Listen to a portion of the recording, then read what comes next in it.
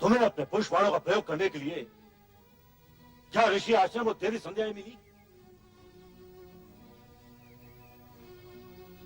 बाद में जब मैं कामादक देवी संध्या की सहायता के लिए पहुंचा तो तुमने मुझे ही अपने पिता को ही दूषित करने का दुष्चक्र चलाया। जो हुआ उसका मुझे खेद है पिताश्री, किंतु ये सत्य है। आपको अपने प्रयोग में उलझाने की मेरी कोई इच्छा नहीं थी।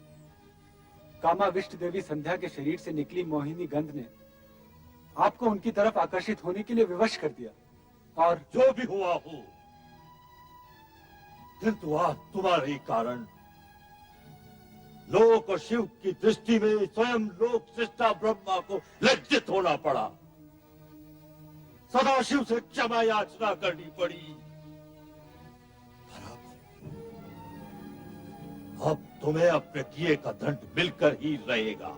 नहीं नहीं पिताश्री, मुझे क्षमा कीजिए, मुझे क्षमा कीजिए पिताश्री। मैं तुम्हें श्राप देता हूं कि वो भगवान शिव जिनके आराधना स्थल को तुमने अपने कुकृत्य से कलंकित किया है, एक दिन तुम्हें भस्म कर देंगे, भस्म कर देंगे, भस्म कर देंगे, भस्म कर देंगे।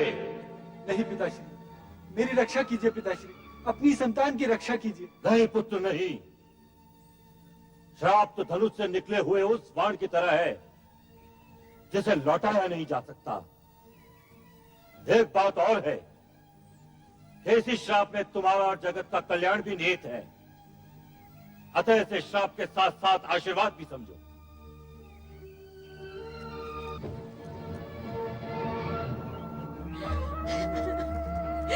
मैं पापी हूँ, मैं अपराधी हूँ, मैं पापी हूँ, मैं कलंकिनी हूँ, मैं कलंकिनी हूँ, मैं कलंकिनी हूँ, मैं कलंकिनी हूँ, मैं कलंकिनी हूँ, मैं कलंकिनी हूँ, मैं कलंकिनी हूँ, मैं कलंकिनी हूँ, मैं पापिन हूँ, मैं पापिन हूँ, मैं पापिन हूँ, मैं कलंकिनी हूँ।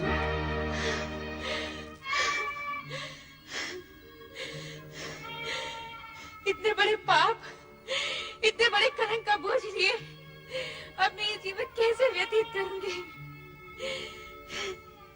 जिस शिव की एक झलक पाने के लिए बरसों से इस जीवन को पुण्य कर्मों में लगाए रखा था, वही शिव आज सामने भी आए तो मात्र ये कहने के लिए कि मेरा पाप अक्षम्य है। अब मेरे जीवन का क्या अर्थ और बिना अर्थ के ये जीवन कैसा?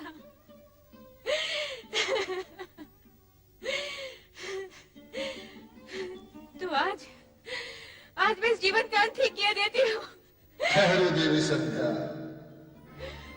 इस तरह स्वयं को समाप्त करने का तुम्हें कोई अधिकार नहीं।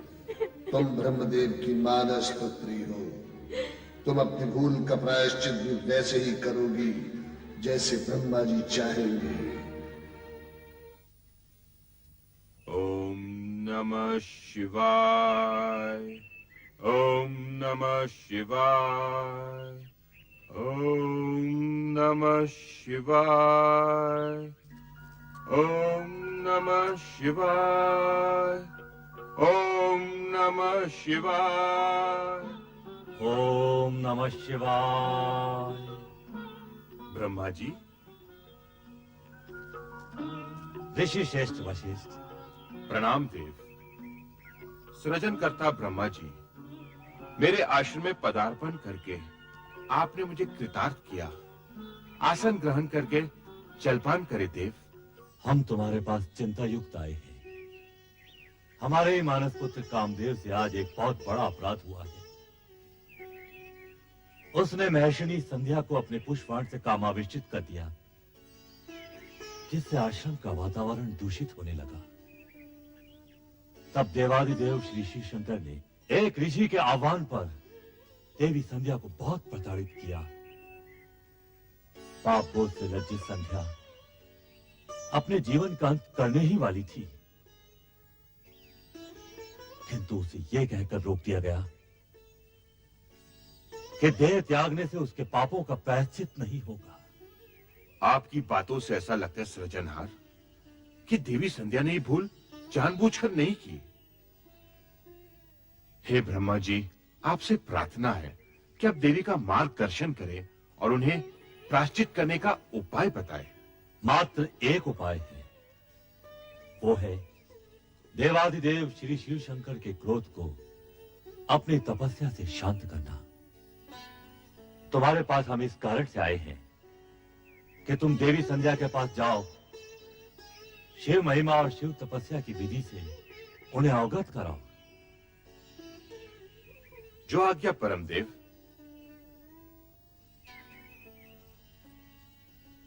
किंतु संध्या इस समय होगी कहां? संध्या अपने आश्रम के पास वाले वन में एक पर्वत पर बैठकर अश्रु बहा रही होगी।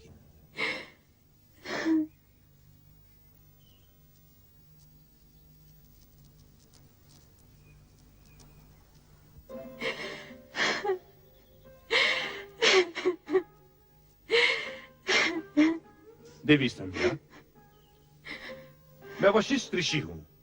सृष्टिकर्ता ब्रह्मा जी ने मुझे तुम्हारे पास तुम्हारे क्रोध शोभ शमन के निमित्त भेजा है। जब मेरे इष्ट देव शिव शंकर जी मुझसे कुपित हो गए हैं, तो मेरे इस जीवन का अर्थ ही क्या है? क्रोध शोभ शमन के उपरांत भी मेरे होने का क्या प्रयोजन? तुम्हारी प्रश्न पहली में ही तुम्हारा उत्तर भी है, अर्थात इष्ट देव शिव शंकर जी का कोप यदि तुम्हारा दुख है तो उन्हीं की प्रशंसा से तुम्हारा सुख भी हो सकता है। उनके कोप को शांत करने के लिए मुझे क्या करना होगा? देवादिदेव शिव शंकर जी की तपस्या। शिव शंकर जी अकेले ही धर्म अर्थ काम मोक्ष के आदि कारण है, आदि श्रेष्ठता है, अद्वितीय है, पुरुषोत्तम है। उनसे तुम्हें सब कुछ मिल जाएगा। ओम नमः शिवाय इस मंत्र का जाप तब तक करती रहो जब तक शिव जी स्वयं प्रकट होकर तुम्हारा उद्धार करने के लिए बाध्य न हो जाए। मैं अवश्य करूंगी। अपने चित्त में ऐसा शुभ उद्देश्य लेकर तुम देवादिदेव शिव शंकर जी का चिंतन करो कि वो तुमसे प्रसन्न होकर स्वयं तुम्हें तुम्हारा अभिष्ट फल प्रदान करें। आपके मार्गदर्शन के लिए मैं अत्यंत आभारी हूँ। आपके आदेशानुसार शिव आराधना करके देवाधिदेव शिव शंकर जी को मैं अवश्य प्रसन्न करूंगी।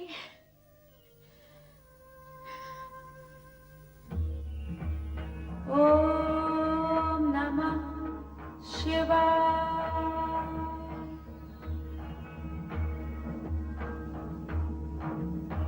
ओम नमः शिवाय। ओम नमः शिवाय। ओम नमः शिवाय। ओम नमः शिवाय।